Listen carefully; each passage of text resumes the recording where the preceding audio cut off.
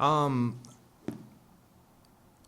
I think it was a better played basketball game probably than it might have felt to some people. I do think there was pretty good defense played in the first half. Yes, there was some missing shots, but it wasn't like there was a ton of wide open ones. Thought they let guys be physical, and there just wasn't many easy baskets to be had. I think down the stretch, we got a couple of our rip screens. Credit to Coach Fleener drawing some of that stuff up in the huddles, got us a couple clean looks late in the second half, which kind of got us our separation. Obviously, there were some big shots as well. Saginaw played differently than I guess we were expecting. We thought we could get some. We thought we could get them on the glass a little bit. We thought we could get them in transition a little bit, and we got neither of those things. They guarded the three-point line well. Obviously, as you could see by the stats, I think that's the first time in all my years in the Wood Gym that there were 0 threes made by both teams in the first half. But Norgard was a huge presence for us. Jesse was a big-time player for us today, creating some advantages, some guys that when our shots aren't falling, some guys that can get to the paint and create some advantages. And I thought those two guys did a heck of a job with that. And probably the three of the game was Schmeinda's, which was a transition three. They tie it up, and he gets that bucket, so that was huge. We were talking about Jesse's dunk and then Dawson's rebound and the one-handed play. And it seemed like in the first half, those two moments were huge. Yes.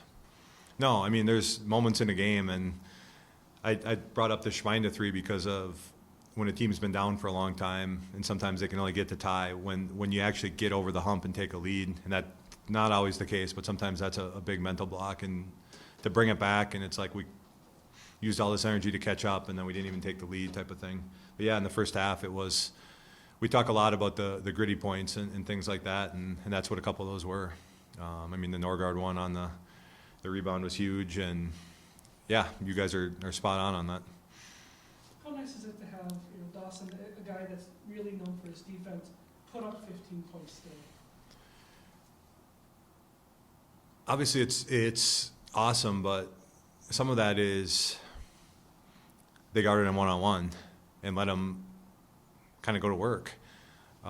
He doesn't get that very often, and it's hard because his impact on the game offensively sometimes is much greater than how many points he scored or even the assist, because it's creating the advantage. You know what I mean? There's so many teams that are fronting and doubling him that when he gets fronted, he's not getting an assist when it gets skipped to the other side, but he created the advantage that got us in a long closeout or got the other team in a rotation that ends up finding an open three. When he gets doubled, basketball is different than hockey. There isn't that hockey assist where a lot of times if a team's working on doubling him, his pass out, somebody's going to be there on that one. It's the next pass that gets the shot. So his impact on our offense doesn't always show up in the points and assists and on box score, but I mean, it's been pretty consistent all year, and it's what Michigan Tech is. Obviously, we have some great shooters. We have an All-American on the perimeter, but when we're struggling on offense, we're still trying to get the ball to the paint and get it into our big guy. Can you say enough about Jesse with 18 off the bench, just finding ways to make things happen? No, and he still needs to learn to have the level of urgency in the group, and we know how good he's going to be, and it's hard when you're taking everybody's best shot, and every game this year seems to come down to the wire. He needs to learn how important every possession is, and he's getting better at it, and he's got a big-time future, and obviously he was huge today. How big are these two wins when you look at the fact that you go off with the 2 losses last weekend, sort of come back with the 2 wins this week? What is happening with this group? I mean, it's big. Obviously, this was 20 wins. That's a big milestone. Obviously, that's not what our goals are, and there's a lot of season left. But everything's been hard. We've had to – obviously, these were 2 very different games, the way they were played. We've played in a million close games. We played all different kinds of styles, the way the games are played, the way they're officiated. Like, I think our group is prepared. But, I mean, we're also an old group, a tired group that's – when you're taking everybody's best shot, you can get a little worn down. And we're just trying to break down the end of the season. We said treat this kind of like a tournament. We got 2 home games here. It's Carnival. Let's just talk about this, and then we'll move on to the next thing. And now you have a 4-game road trip ahead with none of them are going to be easy. We got to find a way to win a couple of them. And then we have another senior weekend, 2 more home games. So we kind of tried to break it down into 3 little things right here.